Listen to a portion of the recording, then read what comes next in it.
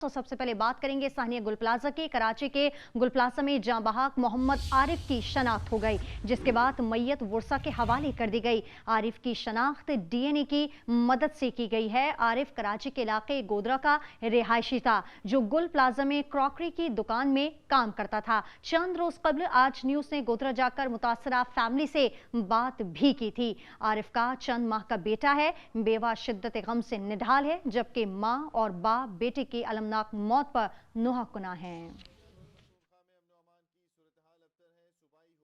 मैं रो रहा था बहुत। मैंने इसको कलमा पढ़ाया, कलमा पढ़ो। 7-10 का में बोले आप अम्मी बहुत याद आ रहे है मुझे। 20 के बाद फोन काट दी।